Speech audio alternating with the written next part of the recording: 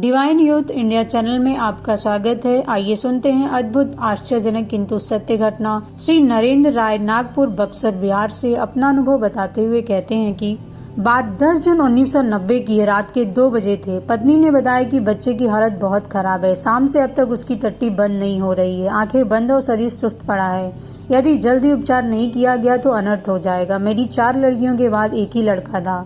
उसकी आयु 5 वर्ष के आसपास थी। पत्नी की बात सुनकर मैं भी घबरा गया। देखा तो सचमुच स्थिति गंभीर थी। गांव से शहर 15 किलोमीटर दूर था। उतनी रात को आवागमन का कोई साधन भी उपलब्ध नहीं था। पास का बाजार दिलदार नगर था, वह भी रात को बंद हो चुका था। मेरे पास पैसे भी नहीं थे, अतः पैसा मांगने पिताजी के पास जा पहुंचा। पैसे का नाम सुनते हुए बुरी तरह नाराज हो गए। कहने लगे, अपने गुरुजी से मांग, मेरे पास तुम्हारे लिए कोई पैसा नहीं है। पिताजी से खरी खोटी सुनने के पश्चात मैं निराश हो गया। माँ से अनुरोध किया, उसने 30 रुपए दिए। मैं और पत्नी जागमती देवी बच्चे को लेकर उसी समय निकल पड़े। उस समय सुबह के 4 बजे थे। दिलदार नगर पहुँचते पहुँचते 7 बज गए।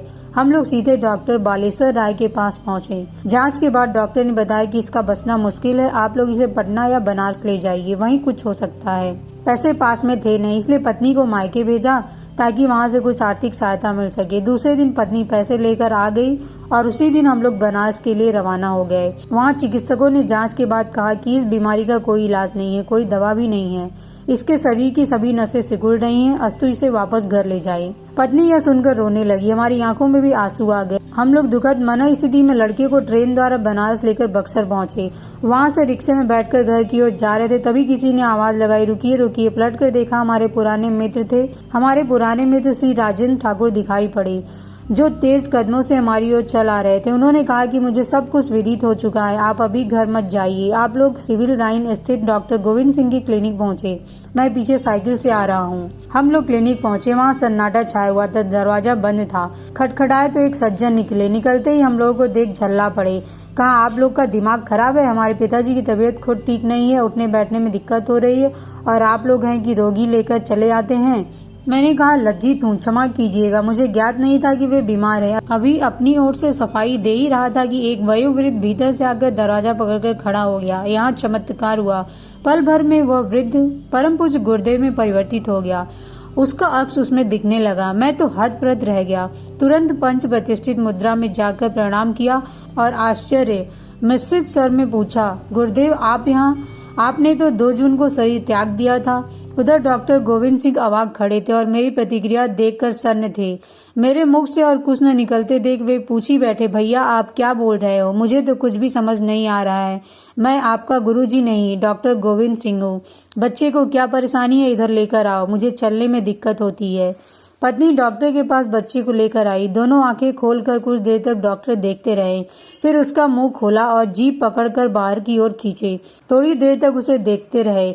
मैं बगल में खड़ा होकर चुपचाप देख रहा था। बच्चे का निष्प्राण सा शरीर माँ की गोद में पड़ा था। डॉक्टर के हाथ उसके शरीर को धीरे धीरे सहला रहे थे। थोड़ी देर तक जांच पड़ताल के पश्चात डॉक्टर बोले, देखो अलमारी के नीचे एक छोटी सी काली शीशी है, उसको उठाकर ले आओ। मैंने लाकर वह शीशी उनके हाथ में दे दी। डॉक्टर ने कहा, इसका मुंह खोलकर धीरे से उसकी जीभ बाहर निकालो।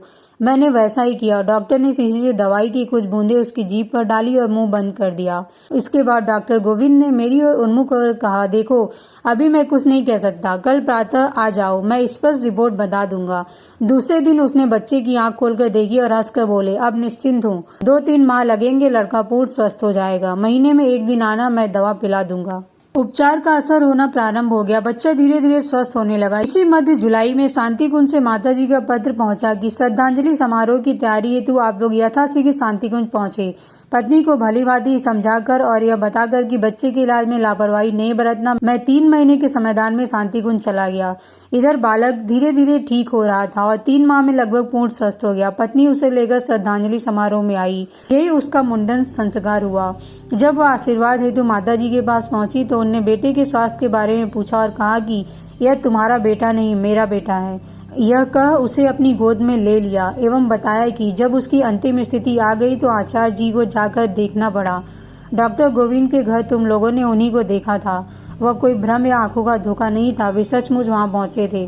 बाद में यह वृत्तांत सुनाते हुए पत्नी रोने लगी और पूछा कि माताजी को यह सब कैसे मालूम हुआ। मैंने कहा, गुरुजी की भांति वह भी दृष्टा है, त्रिकालज्ञ है, अतः सब कुछ जान लिया।